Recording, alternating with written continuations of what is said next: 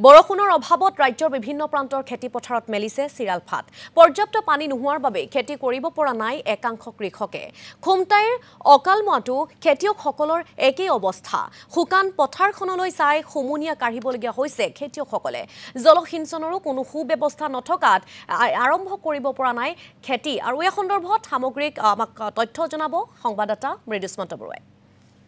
হয় চাওক এফালে ৰাজ্যত উৎকট গৰম আৰু আনফালে জলবায়ু পৰিৱৰ্তনে যথেষ্ট সমস্যাৰ সৃষ্টি কৰিছে সকলোকে আৰু বিশেষকৈ এইবাৰ কৃষকসকলক যথেষ্ট সমস্যাৰ সৃষ্টি কৰিছে এই জলবায়ু পৰিৱৰ্তনে আৰু চাওক পথাৰত ইতিমধ্যে চিৰাল ফাট মেলিছে আৰু প্ৰখৰ ৰ'দৰ বাবে খেতি কৰিব পৰা নাই মই বৰ্তমান উপস্থিত আছোঁ যি অকামলুৱা খুমটাৰ অকামলুৱা কৃষকসকলৰ সৈতে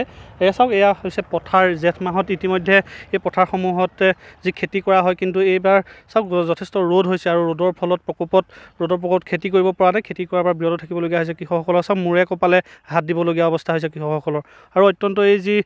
কৃষকসকলৰ যথেষ্ট সমস্যাৰ সন্মুখীন হৈছে আৰু যি খুমটাৰ অকামলুৱা কৃষকসকলৰ সৈতে আমি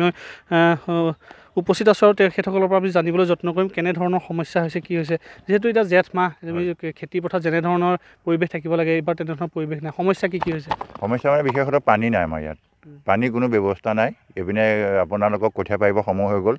আমাৰ মাত্ৰ ইয়াত এটা খেতি হয় শালি খেতিটো হয় আৰু যদি এই ধান খেতিটো যদি কৰিব নোৱাৰে তেতিয়াহ'লে আমাৰ মানুহবিলাকৰ বহুত সমস্যা হয় প্ৰত্যেকৰে তেনেকৈ 2 বিঘা 3 বিঘা মানুহৰ খেতি আছে খুব কম পৰিমাণৰ খেতি যদি খেতি সময়ত কৰিব নোৱাৰে কিন্তু আমাৰ কৃষকসকলৰ মহা সমস্যা হয় বিশেষতঃ আমাৰ সমস্যাটো ইয়াত হ'ল পানী একেবাৰে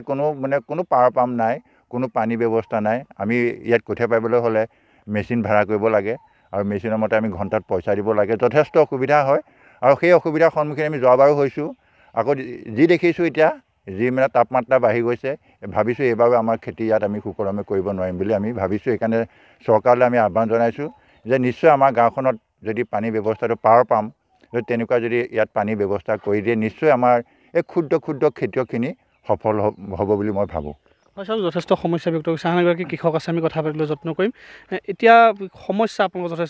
যথেষ্ট বৰষুণ একেবাৰে নাই খেতি পথাৰ মানে খেতি কৰিব পৰা নাই কি ক'ম এতিয়া বতৰৰ মানে যি পোক ধৰিছে আপুনি এতিয়া আমি এয়াহে এতিয়া ইয়াতে মৰিয়াই কৰি চপৰাবোৰ ভাঙি চিঙি আছোঁ যদি আমাক